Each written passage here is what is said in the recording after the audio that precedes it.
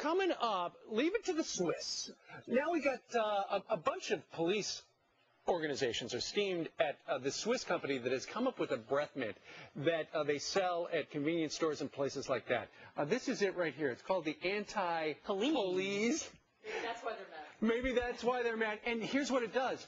If you've got booze on your breath, it hides the smell of booze. Yeah, and apparently you can buy this pretty easily over the internet, and some police forces now want to crack down to make that not possible because they said, you know, too many people are going to use this and we're not going to be able to get them for DUIs or DWIs, depending on what state you live in. Well, anyway, here's the prez of Anti-Police.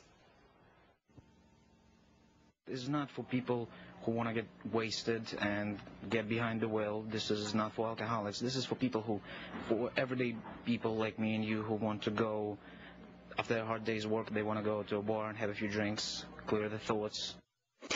Well, apparently it also gets rid of bad breath in general, like if you eat a lot of garlic or if you're a smoker. So I can see why people would want to order this stuff. If that is true, Gretchen, and it just takes away bad breath, I need to see if this would be good for my dog, Charlie. At our house, our dog, Charlie, has got the worst breath. Yeah. The toothbrushing doesn't help? Nothing worse than the golden retriever morning breath. Correct, Allison Camerata? Don't I